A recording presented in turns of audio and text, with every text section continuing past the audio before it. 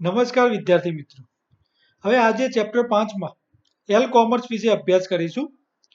એમાં PDA personal digital assistant, cellular phone અને pocket પીસી જેવા વધુને વધુ વાયરલેસ સાધનોએ એમ કોમર્સની વૃદ્ધિ માટે નોંધપાત્ર તકો ઊભી કરી છે. ગ્રાહક કે વિક્રેતાની ઉત્પાદન તથા સેવા સંબંધી બધી જ આવશ્યકતાઓની પૂર્તિ માટે મોબાઈલ કોમર્સ સક્ષમ સાબિત થયું છે. કેટલીક વિશિષ્ટ પરિસ્થિતિઓમાં ગ્રાહક અને વિક્રેતાઓનું નિશ્ચિત સ્થાન વ્યવહાર માટે મહત્વનું હોય છે. આજકાલ આપણને દરેકને વિદ્યાર્થી મિત્રો ખ્યાલ હશે કે આજકાલ સ્થાન આધારિત ઘણા એપ્લિકેશન એટલે વિનિયોગ અને સેવાઓ આપવામાં આવે છે. ઉત્પાદનને પહોંચાડવા માટે ઉત્પાદનના સ્થાનની દેખરેખ રાખે છે. વ્યવસાયિક હેતુ માટે સ્થાનની માહિતી પૂરી પાડતી તકનીકના ઉપયોગને એલ કોમર્સ તરીકે ઓળખવામાં આવે છે. આ ખાસ ઇમ્પોર્ટન્ટ વિદ્યાર્થી મિત્રો. મોબાઈલ ઉપકરણના ભૌતિક સ્થાનને આધારે તકનીક વિનિયોગના ઉપયુક્ત ક્ષેત્રનું નિર્ધારણ કરે છે અને તેના દ્વારા ઉપયોગકર્તા સ્થળ વિશેષને લોગિન કરી શકે છે, અન્ય વ્યક્તિનું સ્થાન જાણી શકે છે અને બેંક કે ભોજનાલય જેવા સ્થળ શોધી શકે છે. આ તકનીક જીપીએસ, સેલ્યુલર ને વાઈફાઈ સ્ત્રોત તરફથી મળતા સિગ્નલ પર કાર્ય કરે છે. મોબાઈલ ઉપકરણની સ્થિતિ નક્કી કરવા માટેની સૌથી વધુ ચોક્કસ પદ્ધતિ ગ્લોબલ પોઝિશનિંગ સિસ્ટમ એટલે કે જીપીએસ છે. આ પૂછી શકાય ફૂલ ફોર્મ અથવા શોર્ટ ફોર્મમાં, ઇમ્પોર્ટન્ટ છે, એ પણ યાદ રાખવું. જીપીએસ તે સમગ્ર વિશ્વમાં પ્રાપ્ત સેટેલાઇટ ટ્રેકિંગ પદ્ધતિ પર આધારિત છે, જ્યાં પૃથ્વીની આસપાસ પરિભ્રમણ કરતા ઉપગ્રહોના સમૂહ દ્વારા જીપીએસ સિગ્નલ દ્વારા ઉત્પન્ન કરેલા સિગ્નલના છેદબિંદુનો ઉપયોગ કરવામાં આવે છે. તે 500 મીટરના ઘેરાવામાં ઉપકરણનું સ્થાન નક્કી કરે છે. એટલે કે જે સ્થળ હોય એની આજુબાજુનો 500 મીટરનો ઘેરાવો એ સ્થાન નક્કી કરે છે. આને ત્રિકોણીય એટલે કે ટ્રાયેંગ્યુલેશન તરીકે ઓળખવામાં આવે છે. જીપીએસ સિગ્નલ અલ્પ કે અવરુદ્ધ હોય તો મોબાઈલ ઉપકરણ સેલ ટાવર અને વાઈફાઈ હોટસ્પોટ તરફથી મળતા સિગ્નલનો ઉપયોગ કરી શકે છે. જીપીએસ દ્વારા મોબાઈલ સાધનનો ઉપયોગ કરી ઉપયોગકર્તાના સ્થાનની જાણકારી મેળવવા માટેનો અહીંયા વિનિયોગ એપ્લિકેશન 5.11માં દર્શાવ્યું છે.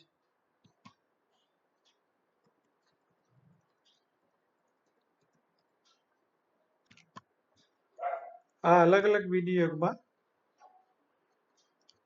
સ્થાન આધારિત વિનિયોગ છે. 5.11માં 5.12માં ઉપયોગકર્તાના સ્થાનને અનુરૂપ નજીકના ભોજનાલયની શોધ. આપણે ક્યાંક બહાર ફરવા ગયા હોય અને નજીકમાં રેસ્ટોરન્ટ અથવા તો પેટ્રોલ પંપ એની શોધ કરવી હોય અથવા તો બેંક, તો એને શોધ આપણે આ રીતે સ્થાન આધારિત વિનિયોગ દ્વારા કરી શકીએ છીએ. વિનિયોગના ઉપયોગ દ્વારા કેટલું અંતર છે, નજીકમાં વધારે કઈ છે, ફિલ્ટર કર્યા પછીનું શોધ પરિણામ, આ બધું આ રીતે આપણે એમાં શોધ કરી શકીએ. સ્થાન આધારિત સેવાઓના એક અન્ય ઉદાહરણની ચર્ચા કરીએ, જેમાં આપણે વિદ્યાર્થી મિત્રો દરેક પરિચિત હશું. આપણે ગંતવ્ય સ્થાન સુધીનો માર્ગ શોધવા માટે નકશાનો ઉપયોગ કરી શકીએ છીએ. એક્ઝામ્પલ તરીકે ઉપયોગકર્તાને ગંતવ્ય સ્થાન સુધી પહોંચવું હોય એટલે ડેસ્ટિનેશન, પરંતુ તેનો માર્ગ તે જાણતો નથી. આપણને કોઈ અજાણી જગ્યા ઉપર જવું છે પણ આપણને એનો રસ્તો ખબર નથી, તો શું કરીએ આપણે? તમે અત્યારે હાલ મોબાઈલમાંથી ગૂગલ મેપ શોધીને તમારું હાલનું લોકેશન એટલે કે જ્યાંથી તમારે જવાનું છે અને તમારે જ્યાં આગળ પહોંચવાનું છે ડેસ્ટિનેશન એટલે ગંતવ્ય સ્થાન, એનું તમે નામ લખો તો એ બંને વચ્ચેનું અંતર, એનો રસ્તો, બધી જ વિગતો, જેટલા અનુકૂળ રસ્તાઓ છે 2 કે 3 એ રસ્તાઓ બતાવશે. સૌથી નજીકનો રસ્તો કયો છે એ બધી વસ્તુ કિલોમીટર સાથે તમને એમના દર્શાવશે.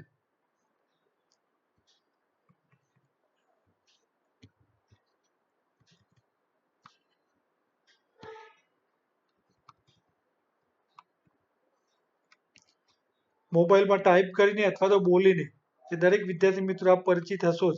સ્માર્ટફોનનો ઉપયોગ દ્વારા તમે લોકોએ આ કરેલું જ હશે. ના કરેલું હોય તો અત્યારે હાલ મોબાઈલમાંથી તમે એમાં ગૂગલ મેપમાં જઈને એનો અનુભવ કરી શકો છો. હું તમને એનું પ્રેક્ટિકલ બતાવું છું. ગંતવ્ય સ્થાન નક્કી કરવું, ગંતવ્ય સ્થાન સુધીનો માર્ગ.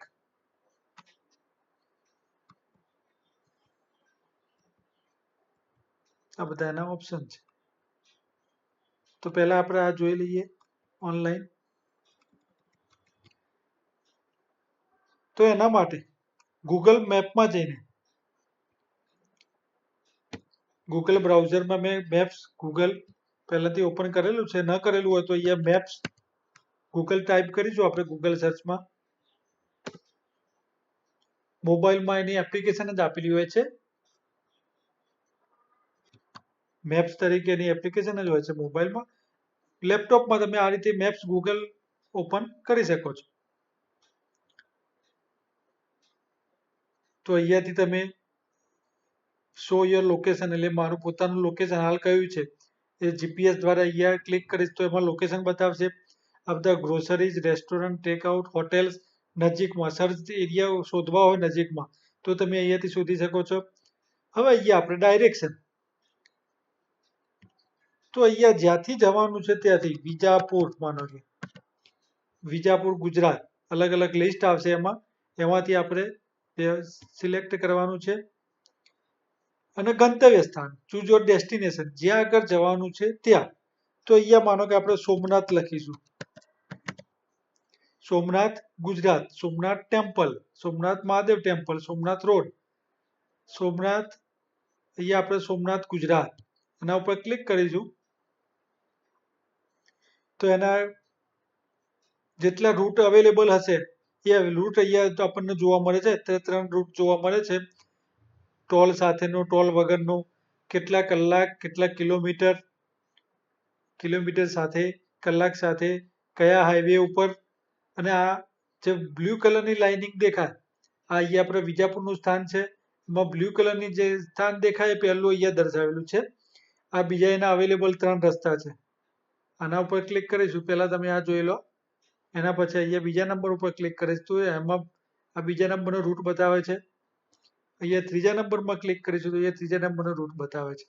જે આપણને અવેલેબલ લાગતો હોય વ્યવસ્થિત એ રૂટ દ્વારા આપણે એમાં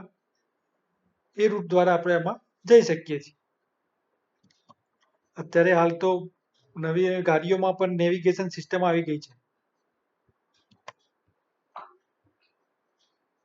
તમે એના ઉપર ડબલ ક્લિક કરીને એને ઝૂમ કરી શકો છો અથવા તો અહીંયા પ્લસ માઇનસ આપેલું છે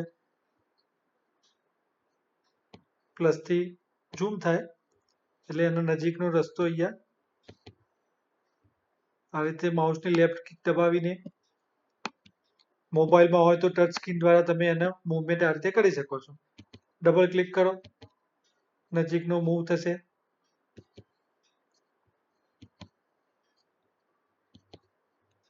એના પ્લેસ તમે જોઈ શકો છો. મોટું બહુ થઈ જાય તો નાનું અહીંયા કરી શકો છો. એનો સેટેલાઇટ વ્યૂ જોવો તો અહીંયા સેટેલાઇટ ઉપર ક્લિક કરીને એનો સેટેલાઇટ વ્યૂ આ રીતે આપણે જોઈ શકીએ છીએ. તો આ રીતે એના ગંતવ્ય સ્થાન સુધી પહોંચી શકાય છે આપણે એનો અભ્યાસ કરીને.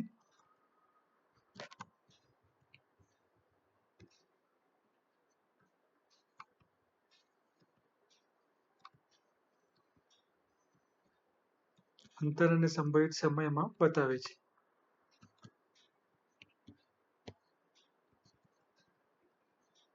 અલગ અલગ ભૌગોલિક સ્થાનના નકશાઓની રચના નેવિગેશન એમાં દિશા સૂચન કરી શકે છે.